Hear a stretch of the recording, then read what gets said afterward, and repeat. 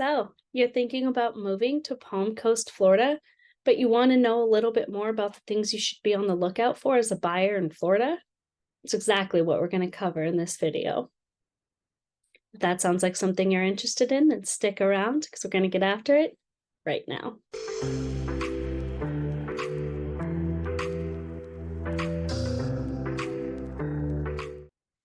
Hi, my name is Stephanie Schulis with Keller Williams Realty. Thanks so much for joining us today. If this is your first time to the channel, please make sure to tap that button below to subscribe, hit that bell for notifications so you can be the first to be notified anytime we put out brand new content all about moving to Palm Coast, Florida and living in Palm Coast, Florida and the surrounding areas. We get calls, texts, and emails from people just like you looking to make the move to Palm Coast, Florida every day. We absolutely love it. So whether you're looking to make the move in the next 9 days or 90 days, give us a call, send us a text, shoot us an email, and we'll do everything we can to help you make a smooth move to Palm Coast, Florida. If you're thinking about moving to Palm Coast, Florida, you might be wondering what you need to be on the lookout for that you may not have had to have as a consideration in previous homes you've owned. Moving to Florida can be a big change for a lot of people, so I kind of wanted to touch on some of those things in this video.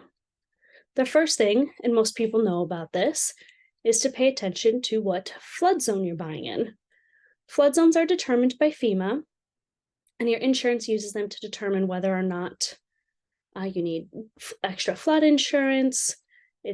Your rates will depend on it, all of those things. So the flood zone is really important. Just because you are not in a high-risk flood zone doesn't mean that you should not get flood insurance. It does not mean that your house will never flood or anything like that. I think sometimes a lot of people can put a false sense of security on their flood zone certification through FEMA when there are a lot of other factors involved in flooding. If you want to know more about flooding in Florida, I do have an entire video about just that, so I recommend checking that out. Otherwise, definitely pay attention to the flood zone. Talk to your realtor about what that might mean for that specific area and risks of other types of flooding through other storms and things like that. The other thing you want to pay a lot of attention to in Florida is the age of your roof. Roofs are one of the most expensive things to replace. Roofs in Florida don't have the same lifespan they do in other areas.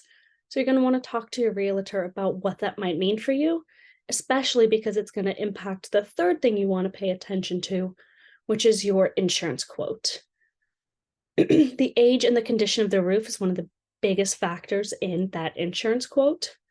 So you're going to want to know that and get that insurance quote while you're in your due diligence period and make sure that you're able to go into it without any surprises. Always a plus, right? The next thing is taxes.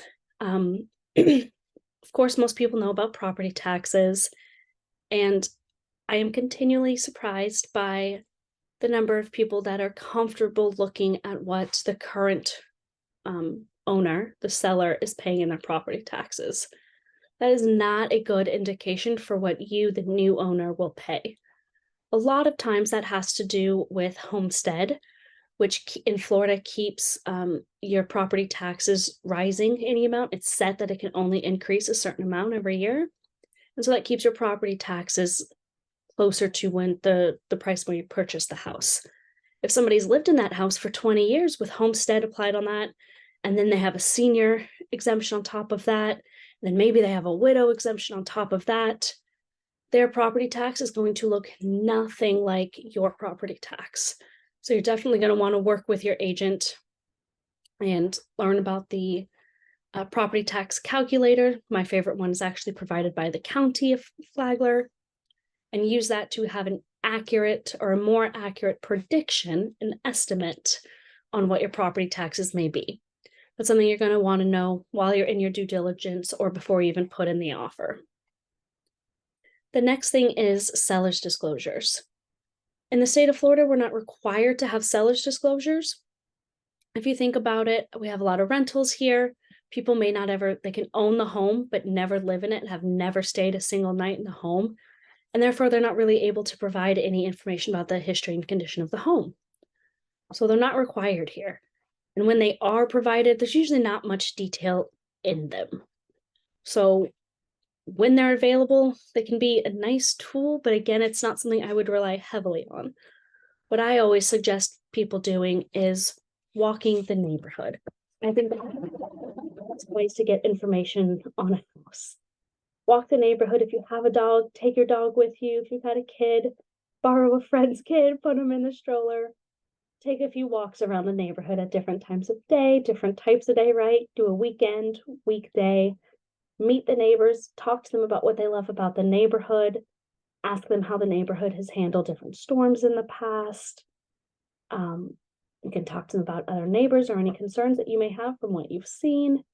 And that's generally going to give you a fantastic idea of kind of what's going on for that specific house and that neighborhood, and make sure that everything fits in there.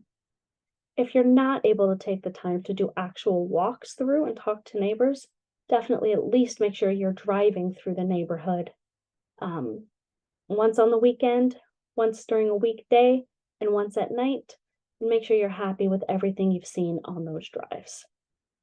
If you have any other questions and want some tips about what you should be on the lookout for in a move to Florida, you can always give us a call, send us a text, shoot us an email, or you can even comment below. We always love hearing from you guys. That's it for today's video. We'll see you on the next one.